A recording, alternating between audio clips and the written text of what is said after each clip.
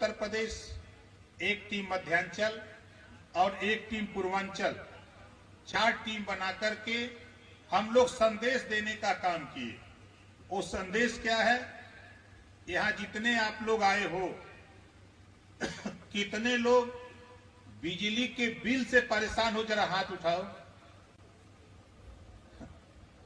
बीमारी तो पकड़ में आ गई है। बीमारी है ना? बोलो, बीमारी है कि नहीं है? जोर से बोलो, बीमारी है। देखो, एक कहावत मैं बता दूं, बच्चा रोता है तो माँ दूध पिलाती है। जब बच्चा रोता है तो माँ दूध पिलाती है और आप चुपचाप मार के बैठे हो।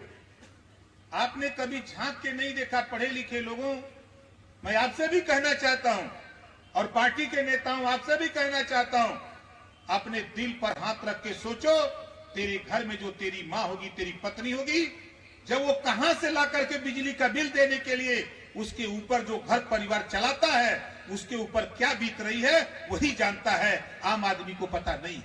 इस नाते मैं आपसे कहना चाहता हूं कि देखो, आज के तारीख में 500 करोड़, 800 करोड़, 1000 करोड़, 1500 करोड़ आपका पैसा, जब टैक्स का पैसा RBI, reserve bank of India में जमा होता है, आरबीआई से लोन लेने वाले उद्योगपति, उनके कर्जे माफ हो सकते हैं। क्यों?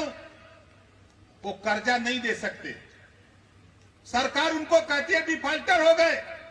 अगर वो डिफाल्टर हैं, उनको डिफाल्टर घोषित करके 1 लाख करोड़ रुपया कर्जा उनका माफ हो सकता है। तो गरीब भी डिफाल्टर हो गया है, ये घरेलू बिजली का बिल नहीं दे सकता, इसका भी माफ होना चाहिए। बोलो, माफ होना चाहिए कि नहीं माफ होना चाहिए? ये लड़ाई खाली हमारी है कि सबकी है? सबकी है।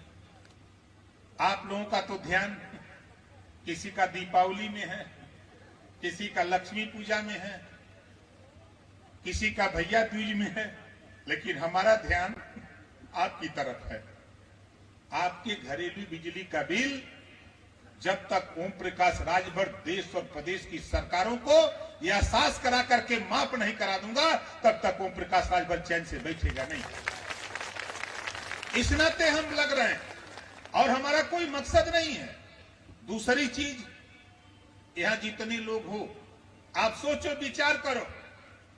बाबा साहब डॉक्टर अंबेडकर जी ने संविधान लिखा, एक संविधान, एक देश, एक प्रधानमंत्री, एक राष्ट्रपति, और देश में 2 तरह की शिक्षा है। हमारे साथियों ने बताया, 2 तरह की शिक्षा है। अमीर का बेटा अलग और गरीब का बेटा अलग। जब दोनों बेटा बेटी पढ़ लेते हैं, नौकरी के लिए जब अप्लाई करता है, गरीब का बेटा, वंचित का बेटा जब नौकरी के लिए अप्लाई करता है, अमीर का बेटा पास हो जाता है, पेपर 1 आता है। पेपर 1 आता है। जब नौकरी के लिए तेरा बेटा बेटी अप्लाई करता है, तो पेपर 1 आता है। अच्छी पढ़ाई पढ़ने वाला पास और खराब पढ़ाई पढ़ने वाला फेल। यही तेरा बेटा की दुर्गति है, तेरे बेटा बेटी की। आजादी के 75 साल में आज तक इस गोरखपुर में चौहान का, बिंद का, केवट का, मल्लाह का, राजभर का, पाल का, प्रजापति का, नाई का, गोड़ का, कुम्हार का, जुल्हा का, दुनिया का, अंसारी का बेटा थाने पर दरोगा नहीं आ रहा है। यही हमारी दुर्गति का कारण है। इस नाते ओम प्रकाश राजभर ने अपनी टीम बनाई। हम समझाने का प्रयास कर रहे हैं। 20 साल कल पूरा होगा। हम समझा रहे हैं कि देश एक है, संविधान एक है, एक समान शिक्षा होनी चाहिए। जो पढ़ाई अमीर के बेटा बेटी को है, वही पढ़ाई गरीब के बेटा बेटी को भी होना चाहिए। बोलो, चाहिए कि नहीं चाहिए? चाहिए। एक समान शिक्षा, फ्री शिक्षा, स्नातकोत्तर तक, कॉपी किताब, फीस, दवाई, भोजन, वजीफा, कपड़ा, जूता, मोजा, टाई, बैग, जरूरत पड़े तो बेटा और बेटी को साइकिल भी फ्री में देकर स्कूल भेजने का काम करने की तैयारी भारतीय समाज पार्टी कर रही है। और तीसरा कानून, शिक्षा के सवाल पे तीसरा कानून हम बनाना चाहते हैं। जिस दिन पार्टी सत्ता में पहुंची, उस दिन कानून बनाऊंगा। बाबा साहब डॉक्टर अंबेडकर जी ने संविधान में व्यवस्था दिया कि 14 साल के नीचे के बच्चों से काम नहीं कराया जा सकता। मजदूरी नहीं कराई जा सकती, एक कानून बनाने की तैयारी में हूं। सारी सुविधा देने के बाद जो माँ बाप अपने बेटा बेटी को स्कूल नहीं भेजेगा, ऐसे माँ बाप को जेल भेजने का भी कानून बनाऊंगा। बोलो सही रहेगा कि नहीं सही रहेगा?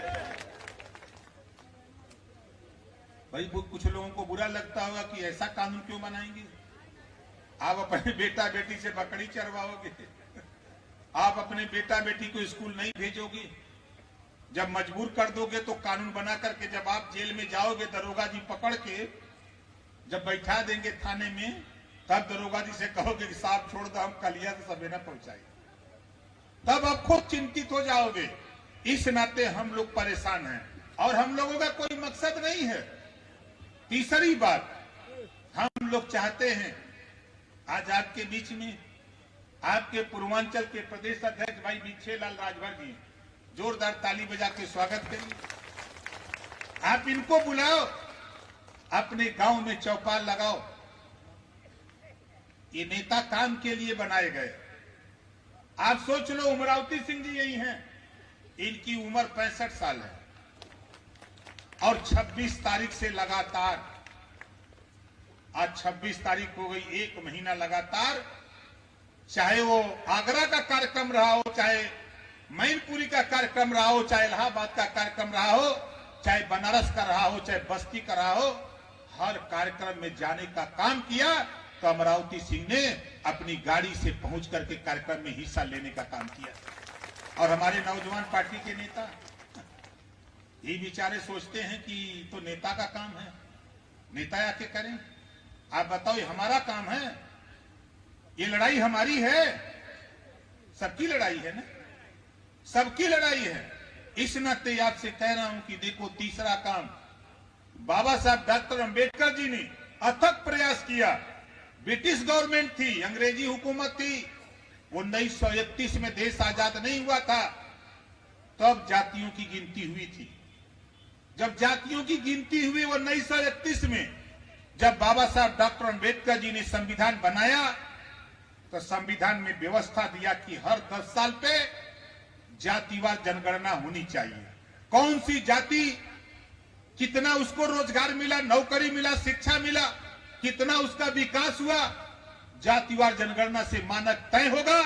जो जातियां प्रदेश में, देश में पिछड़ गई, उनको उतना हिस्सा देकर आगे बढ़ाने का काम किया जाएगा। ये बाबा साहब डॉक्टर अम्बेडकर जी ने संविधान में व्यवस्था दी है। 7 दशक बीत गया। जब पार्टियां सत्ता में रहती हैं तो जातिवार जनगणना की बात नहीं, सत्ता से बाहर होती हैं तो जातिवार जनगणना की बात करती हैं। इस नाते भारतीय समाज पार्टी इस आवाज को बुलंद कर रही है, आवाज उठा रही है कि जातिवार जनगणना के लिए देश के नेताओं हमारी गिनती करा दो। जैसे आप समझ लो, आपके परिवार में, जिस व्यक्ति के परिवार में 8 वोट हो, परिवार में 8 लोग हों और राशन कार्ड में 5 लोगों का नाम हो, और बताओ कोटेदार 8 को राशन देगा? जोर से बोलो, नहीं देगा। तो तेरी गिनती ही नहीं है। यही गोरखपुर में बाई इलेक्शन था।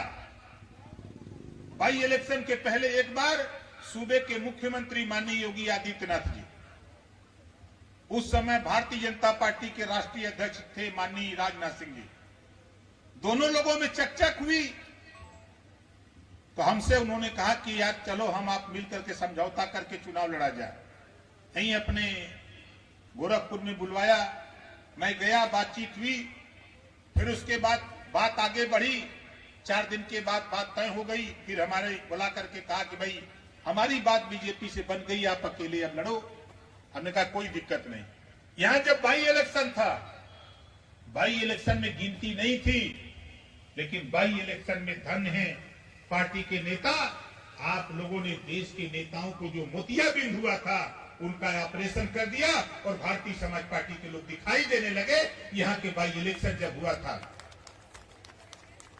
और आज इसी नाते हम कह रहे हैं जातिवार जनगणना, कौन सी जाति कितनी आबादी में है।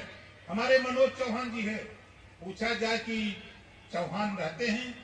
हाँ रहते हैं, होंगे 1000-2000 ना। लेकिन हम जहां खड़े हैं पिपराइच में, अगर गिनती करा दिया जाए तो दूध का दूध, पानी का पानी हो जाए। यह चौहान की गिनती, किसी जाति की गिनती नहीं, न ब्राह्मण की, राजपूत की, भूमिहार की, यादव की, पटेल की, किसी जाति की गिनती नहीं है। तो कैसे कोई बताएगा? जो राजनीति में शिखर पे चला गया वो वहां से सीना ठोक के कहता कि हमारी जाति कमी है।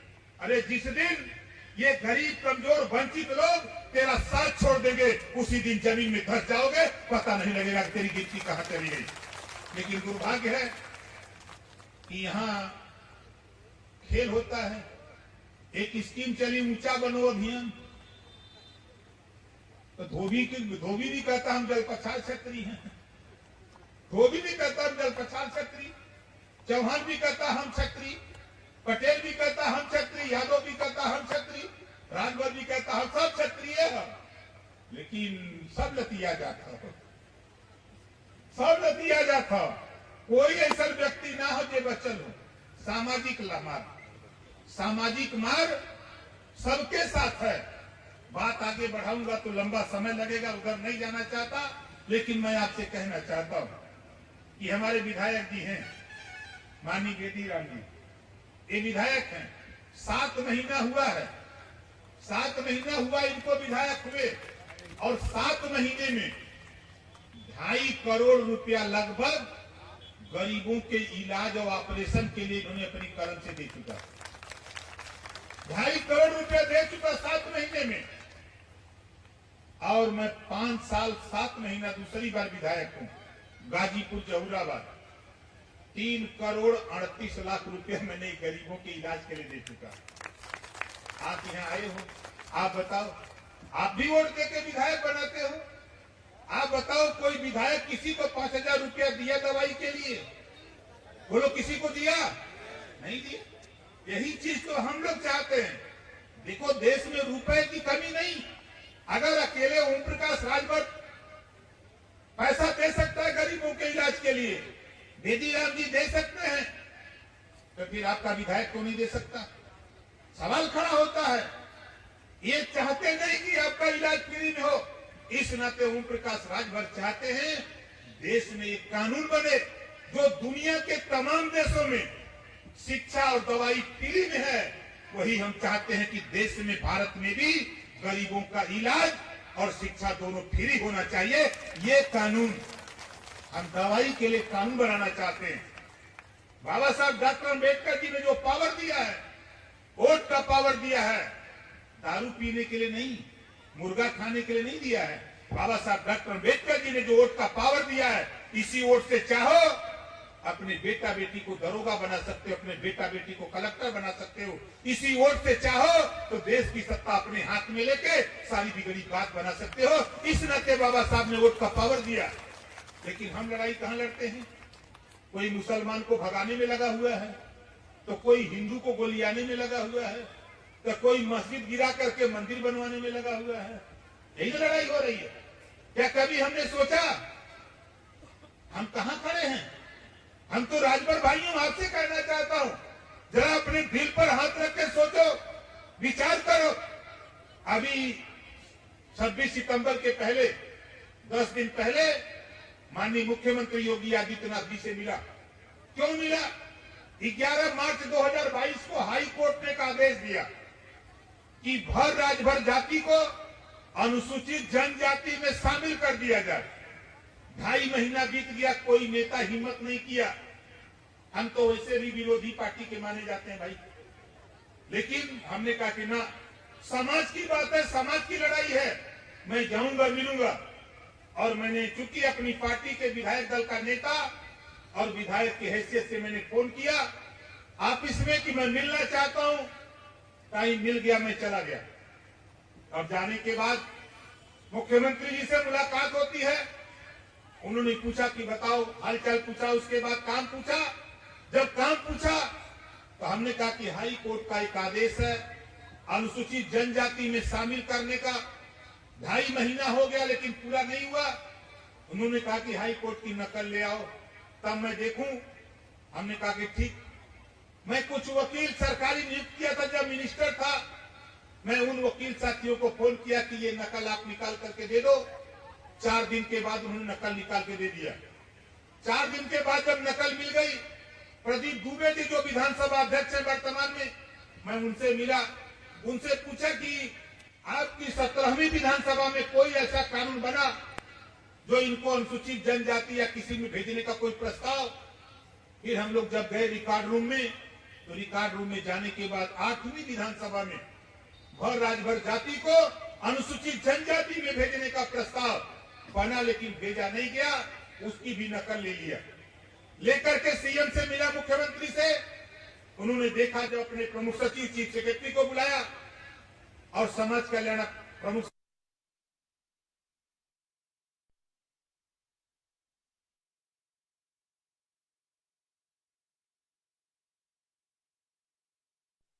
सब लोग आजादी के 75 साल में पहली बार हम अपनी कलम से प्रस्ताव दिल्ली भेज देंगे।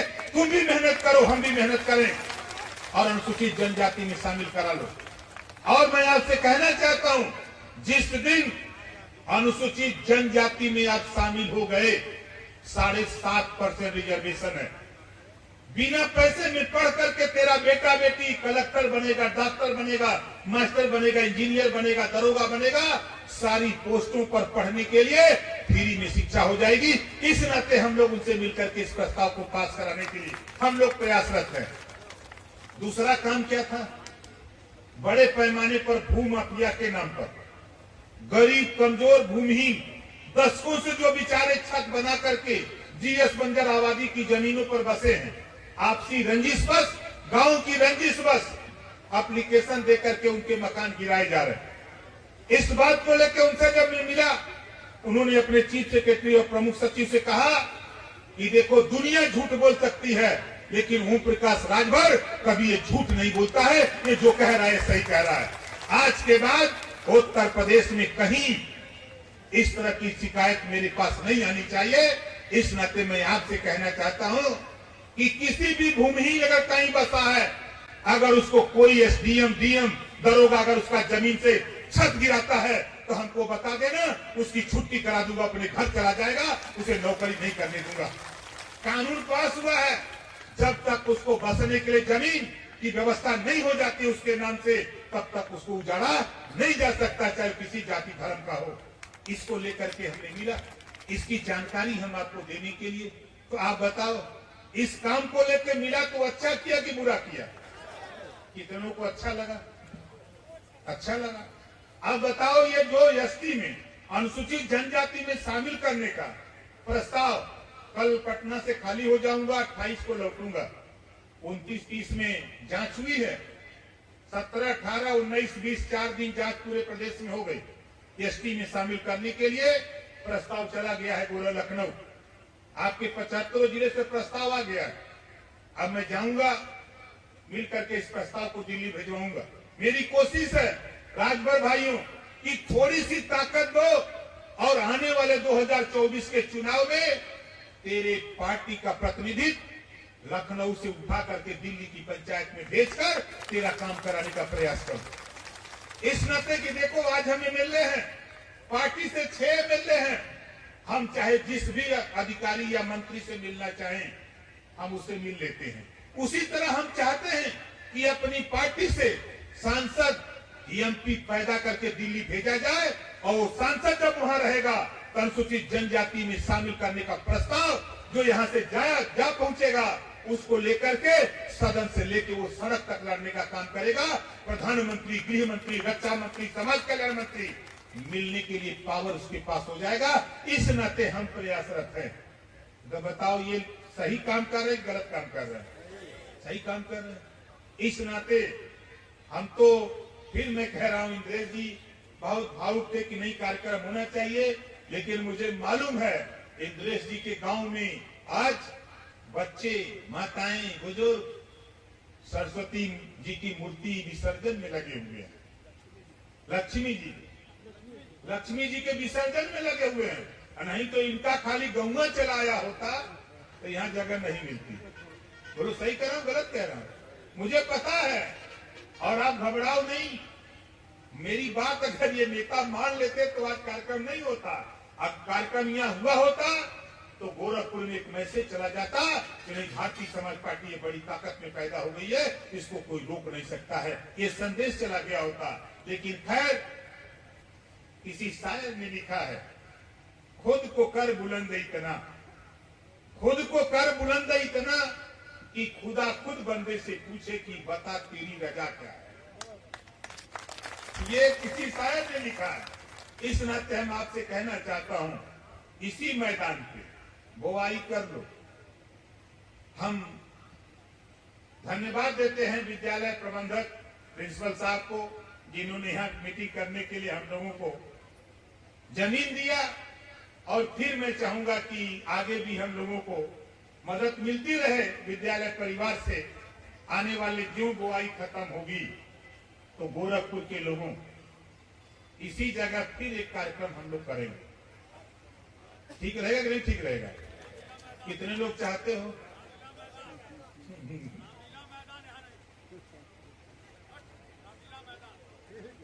चलिए, जब आपकी मर्जी है रामलीला मैदान तो रामलीला मैदान, कोई दिक्कत नहीं है। तो रामलीला मैदान ही कार्यक्रम के लिए आप लोग सहमति है कि नहीं है? अच्छा, ये बताइए, लड़ाई सबकी है कि खाली हम लोगों की है?